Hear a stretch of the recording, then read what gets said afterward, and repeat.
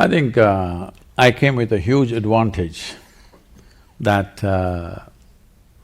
I'm completely uneducated, refuse to be educated.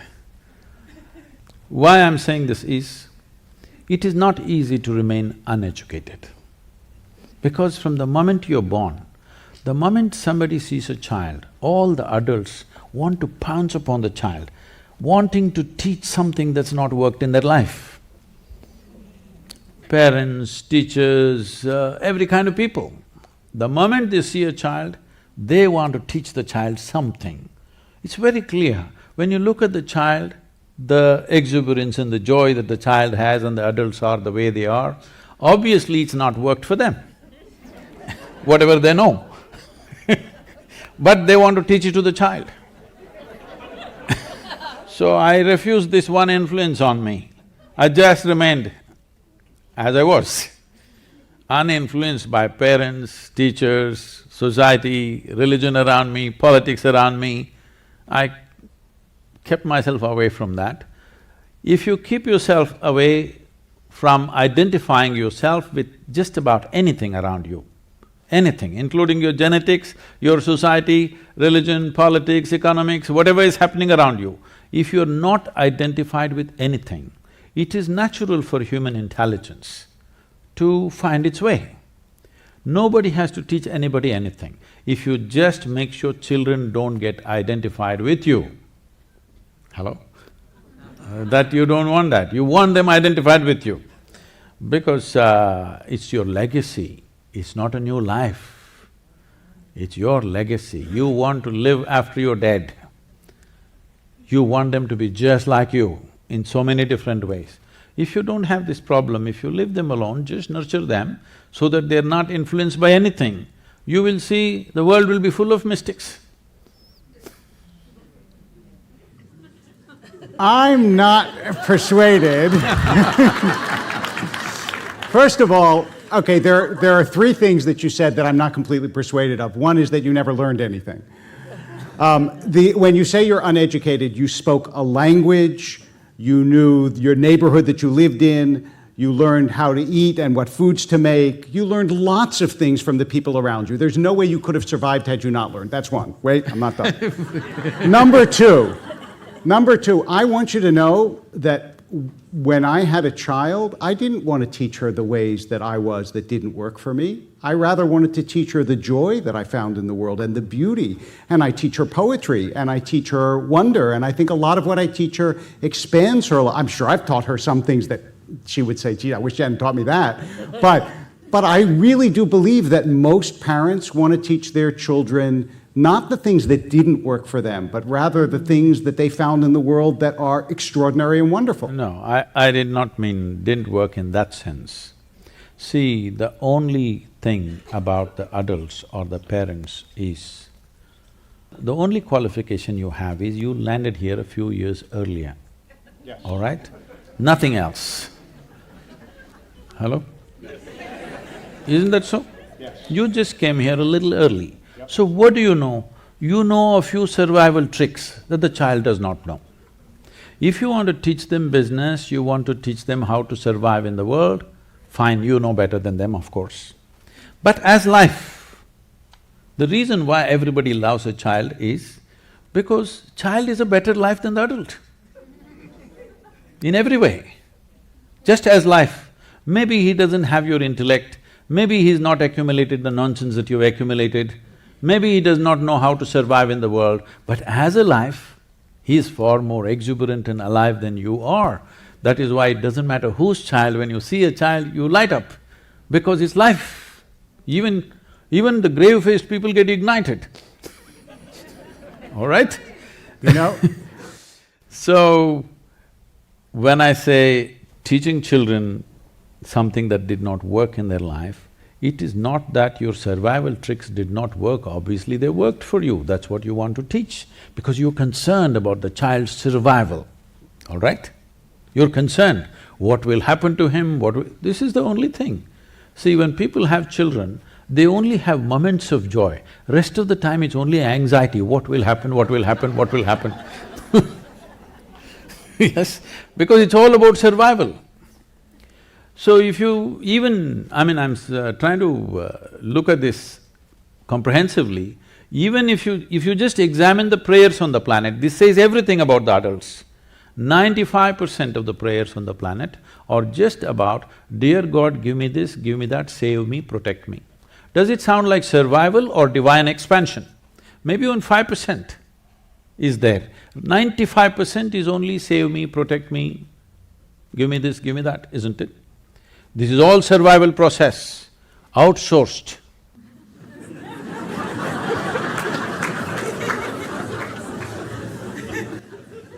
Well, yeah, I admit that you are the first person that I know who preaches a desire to uneducate people.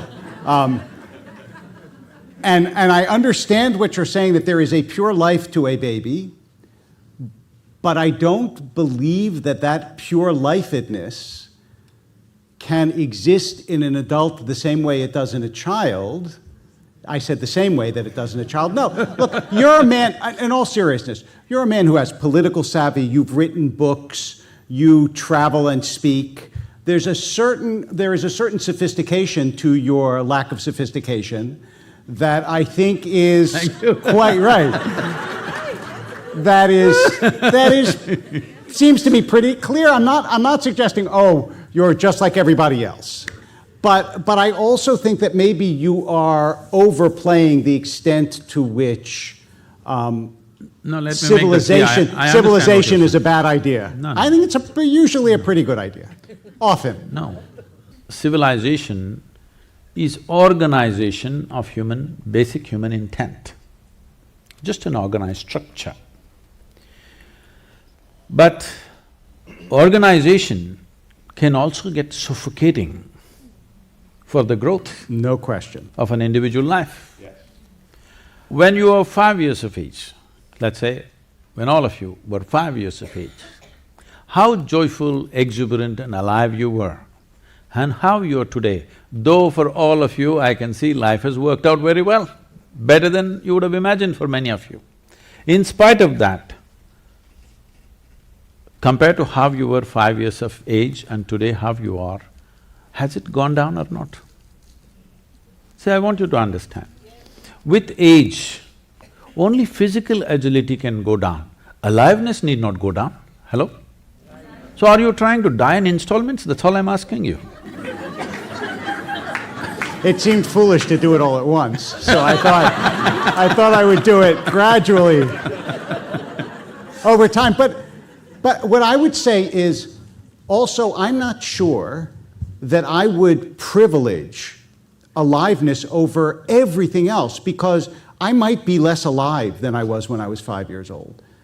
But I wouldn't go back to being 5, because I have so much now that I did not have as a 5-year-old, and some of it, like sad memories, ways in which I've hurt other people, ways in which I've hurt myself, some of it is stuff that may diminish my life, but I also think has made me wiser, broader, more empathetic, more sympathetic, deeper, all of those things. So I don't see this as a one-way street.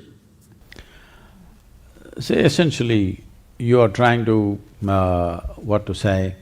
prescribe some amount of suffering for everybody so that they become wiser. No, I'm saying that a certain amount of suffering is inevitable, and once it happens to you, I'm not sure, you wouldn't choose it, but I'm not sure that once it happens, when you look back on it, you would say, it didn't actually allow me, in some ways, to deepen myself. I don't think that that's unfamiliar to your religious tradition. It certainly isn't to mine. No, I was just about to clarify that. When I said I came with an advantage, I did not belong to any tradition as such. I did not identify with any tradition, nor they could put me into any tradition. This is all I did. I did not identify myself with anything. Just to tell you to what extent. I was around maybe 12 years of age, and in India, our mothers and parents generally, they're not given to every day profess, I love you, this and that. There is no verbal expression of love. They live for us. We know the question of whether they love us or not doesn't arise because their lives are about us. So, it never occurs whether they love us, don't love us, such things don't even exist. It is just their lives are dedicated to us, so we know they live for us. So, when I'm around 12 years of age, some tender moment and not exactly I love you, but in some way she expressed her affections towards me. I'm in that mode at that time, struggling, that I made sure that I don't belong anywhere, but at the same time I'm extremely involved with everything. So I just asked, it was a natural question for me. I asked her, suppose I was born in the next house, would you still feel this way about me? She just teared up. I didn't know what I said wrong, I thought I just asked a question. But somehow she just teared up and went away. And after 10 minutes she came back and she did something very strange. She came and touched my feet and she was all in tears. I didn't know what to say. I said, what did I do wrong? I just asked a question. But when I look back later on, when things changed within myself, I saw that she saw the point, she got it in such a profound way, because it is true that her affections are simply because I am her son, not as a life, not as just another being. If I was somebody else, she wouldn't feel the same way. When she realized that, she just kind of, an expansion is also cracking up, The eggshell has to crack for something new to come out. So, I just kept… See, if your intelligence is not aligned or associated or identified with anything, it is natural for human intelligence to seek relentlessly. Seeking relentlessly means without any purpose. See, the difference between… because you mentioned the word mysticism, the difference between mysticism and other ways of doing things is, everybody is trying to find something. A scientist is trying to find something. Somebody who's walking the street right now is trying to find something of their own needs. Every human being, every animal is trying to find something, maybe food, maybe shelter, maybe whatever. So if you have a torchlight, if you have a… what do you call this? Flashlight. If you have a flashlight, you have focused light, you're trying to find something. You only see this person or this person or this person. What mysticism means is, you blew your flashlight, it became a flare. You saw everything the way it is. And after that, you're never the same again. If you had that child before you and you could give them advice for life before they've been educated out of it, what would you tell them? I think the best thing is, I tell you how I raised my own girl. So, when she started traveling with me when she was 3.5 months old, me and her, just two of us driving a car and traveling across the country with a little baby bundled up and one hand on the thing, and my right leg is always heavy. In India, we have no speed limits, we are a free nation, so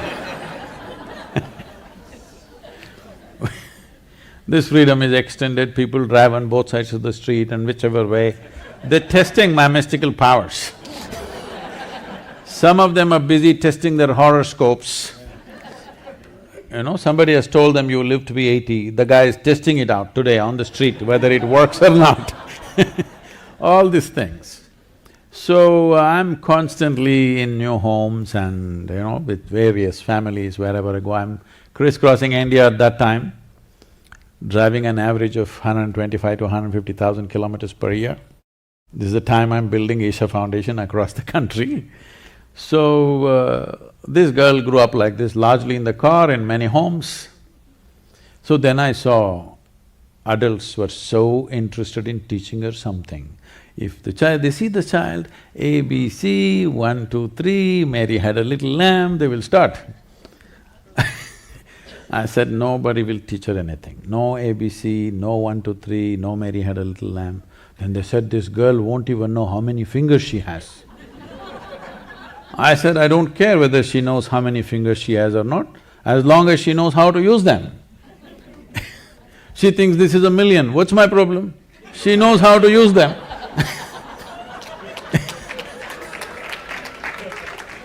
And I don't care whether Mary had a lamb or not. So I made this rule, nobody teach her anything.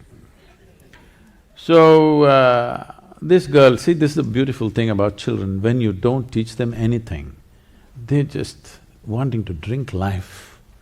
By the time she's 18 months old, she speaks 3 languages fluently, because nobody's teaching her anything, no ABC, no nothing.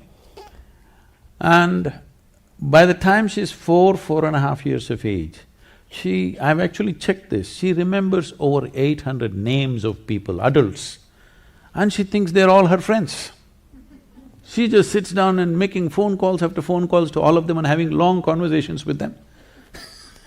Because she doesn't know that she's a child and they're adult, she thinks they're all her friends. So she grew up like this. I wouldn't have sent her to school, but my schedules went crazy. So I put her to a school where there's very little of schooling. So she's around 13 years of age. Something happened in the school that was disturbing for her. She came home and she was a bit disturbed. She came up to me and said, "You're teaching everybody so many things, you're not telling me anything." I said, "Well, I'm not known to do things unsolicited. Now that you've come, let us see, sit down here." And I said, "This is all, it's very simple. Don't look up to anybody."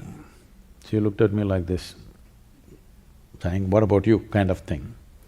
I said, "Especially me. If you look up to me, you'll miss the whole point. All you will do is maybe make a photograph of me and nail me to the wall. You have to see me as I am. If you see me as I am, there is much for you.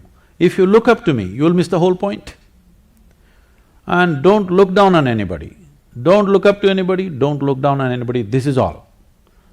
Then you will see life just the way it is. If you see life just the way it is, you will navigate your way absolutely effortlessly." At the age of 15, I took her out of school and she went into classical dance. Now she's a well-known dancer in India, very no education. That's a time when, all her friends in school, somebody is going to Harvard, somebody is going to Stanford, all this. She said, "I want to do law in Harvard." I said, "See, just don't go by this. I'll take you around a journey." So I traveled, I took her to Oxford, Cambridge, Harvard, MIT, West Virginia University, Stanford University. I said, "See, this is what you got. Just spend time." And then I took her to this very traditional dance school. And the way the children were, she sat there and she wept. I said, "What?" She said, "I'll join up here." I said, "It's great because there the monthly fee was 162 rupees per month, which is $2 per month." I said, "This is a great choice you made." And you said you didn't learn anything.